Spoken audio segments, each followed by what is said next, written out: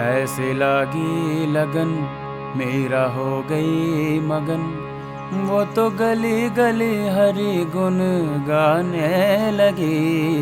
महलों में पली बन के जोगन चली, मीरा रानी दीवानी कहाने लगी। ऐसी लागी लगन मीरा हो गई मगन।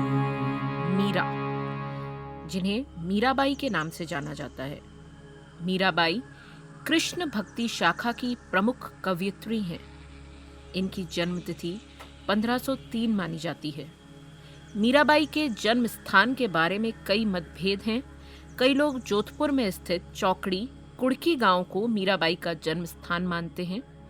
ये बचपन से ही कृष्ण भक्ति में रुचि लेने लगी थी।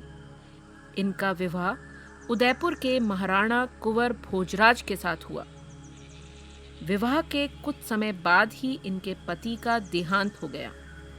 इन्हें पति के साथ सती करने का प्रयास किया गया, लेकिन मीरा इसके लिए तैयार नहीं हुई।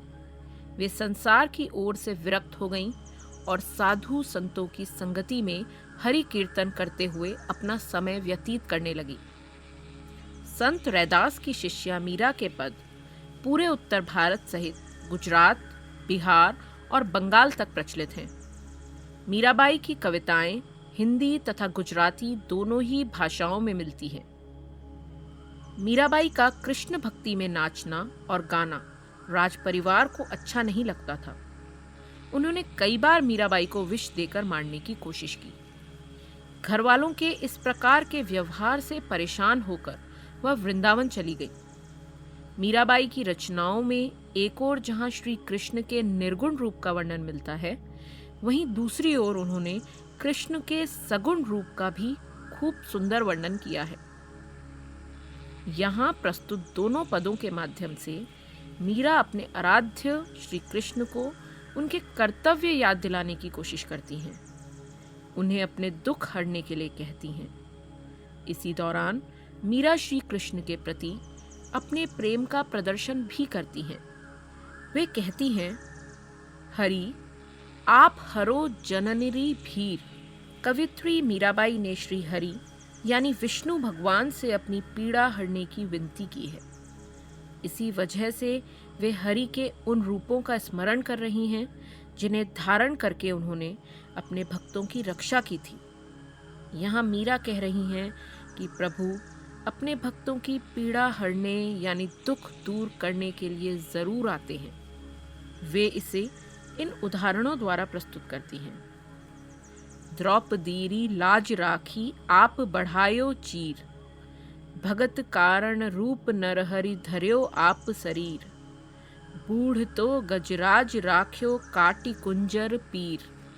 इन पंक्तियों में मीराबाई ने हरि के विभिन्न रूपों का वर्णन किया है। प्रथम पंक्ति में मीरा ने हरि के कृष्ण रूप का वर्णन किया है, जब उन्होंने द्रौपदी को वस्त्र देकर भरी सभा में ठीक उसी प्रकार उनकी लाज बचाई जिस प्रकार एक भाई अपनी बहन की रक्षा करता है। दूसरी पंक्ति में मीरा ने हरि के उस रूप का वर्णन किया है जब प्रहलाद की रक्षा करने के लिए हरि ने नरसिंह का अवतार लिया और हिरण्यकश्यप का वध किया। तीसरी पंक्ति में मीरा ने हरि के उस रूप का वर्णन किया है जब हरि ने डूबते हुए बूढ़े गजराज अर्थात हाथी की रक्षा हेतु मगरमच्छ का वध किया। ये तीनों ही कहानियाँ बचपन से हमें सुनाई जाती हैं, जिन्हें मीरा ने अपने पद में स्थान दिया है। दासी मीरा लाल गिरधर हरो म्हारी भीर। मीराबाई का मानना है कि जो भक्त सच्चे हृदय से हरि की भक्ति करता है, प्रभु उसके दुख दूर करने जरूर आते हैं। इसलिए मीरा प्रभु से खुद की पीड़ा दूर करने की विनती कर रही हैं। यही प्रार्थना, यही विनती उनका प्रेम है। श्याम महाने चाकर राखो जी, गिरधारी लाला महाने चाकर राखो जी। चाकर रहस्यों बाग लगास्यों, नित उठ दर्शन पास्यों। वृंदावनरी कुंज गली में गोविंद लीला गास्यों। चाकरी में दर्शन पास्यों, सुमरण पास्यूं खर्ची, भाव भगति जागीरी पास्यूं, तीनों बाता सरसी। इन पंक्तियों में मीराबाई की कृष्ण भक्ति का उदाहरण मिलता है। वे कृष्ण की भक्ति में इस प्रकार लीन हैं कि उनके दर्शन पाने के लिए वे नौकर बनने के लिए भी तैयार हैं। इसी वजह से वे इन पंक्तियों में श्री कृष्ण से खुद को अपना चाकर रखने या सहायक रखने की विनती कर रहे हैं। जब वे सहायक बनकर सुबह सुबह बागवानी करेंगी तो इसी बहाने उन्हें कृष्ण के दर्शन हो जाएंगे। वृंदावन की पतली छोटी तंग गलियों में वे गोविंद की लीला अर्थात गुणगान गाती हुई फिरेंगी। इस नौकरी में उन्हें वो सब कुछ मिलेगा जिसकी उन्हें जन्मों से चाहत थी। उन्हें खर्च करने के लिए श्री कृष्ण के दर्शन एवं स्मरण मिलेंगे तथा उन्हें भाव एवं भक्ति की ऐसी जागीर अर्थात संपत्ति मिलेगी जो सदा उनके पास ही रह जाएगी। अर्थात इस पद में मीरा कृष्ण को देखने भर के लिए, उन्हें याद करने के लिए उनका साथ चाहती हैं। मोर मुकुट पीतांबर सोहे, गल वैजंती माला, वृंदावन में धेनु चरावे, मोहन मुरली वाला। मीराबाई ने श्री कृष्ण के रूप सौंदर्य का बड़ा ही सुंदर मोहक वर्णन किया है।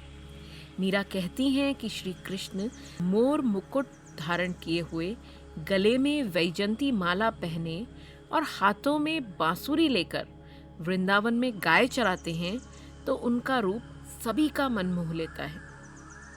कृष्ण के इसी रूप को सभी जगह जाना व पहचाना जाता है। ऊंचा ऊंचा महल बनावा, बिच बिच राखूं बारी, सावरियारा दर्शन पास्यूं, पहर कुसुम्बी साड़ी, आधी रात प्रभु दर्शन दीजियो, जमुना जीरा तीरा, मीरा रा प्रभु गिरधर नागर, हिवड़ो घणो अधीरो। इन पंक्तियों में मीराबाई ने श्री हरि के दर्शन करने की अपनी तीव्र इच्छा का वर्णन किया है। वे ऊंचे ऊंचे महलों के बीच बाग लगाएंगी, जिनके बीच वे साज श्रृंगार करके कुसुम्बी रंग की साड़ी पहन के श्री कृष्ण के दर्शन करेंगे। वे तो श्री कृष्ण के दर्शन के लिए इतनी व्याकुल हो गई हैं, इतनी बेचैन हैं कि उन्हें लग रहा है आधी रात में ही श्री कृष्ण उन्हें यमुना के तट पर दर्शन देकर उनका दुख हर लेंगे। जब भी व्यक्ति अपने दुखों से मुक्ति चाहता है तो वह अपने सबसे प्रिय को याद करता है। आज भी हम सभी परेशानी में आने पर आधी रात को अपने उन मित्रों को याद करते हैं जिन मित्रों पर हमें सर्वाधिक यकीन होता है, जिन मित्रों ने हमारा दुख के समय साथ दिया होता है, जिन मित्रों ने असफलता में हमें एहसास दिलाया होता है कि वे हमारा साथ दे रहे हैं और देते रहेंगे। इसी प्रकार मीराबाई श्री कृष्ण को अपना परम मित्र मानती हैं और आधी रात को भी उनसे अपनी तकलीफ़ों की चर्चा करने और बातचीत करने के महत्व को स्थापित करती हैं। मीराबाई को जब आप पढ़ते हैं तो आपको वर्तमान समाज में जो नारी की इच्छाएं हैं, जो उनकी स्थिति है, वह भी समझ में आती है। मीराबाई के अंदर आपको आज की स्त्री दिखाई देती है और एक आज़ादी की, एक स्वतंत्रता की और एक खुलकर प्रेम करने की इच्छा दिखती है, जिसे भक्ति का नाम दिया गया है।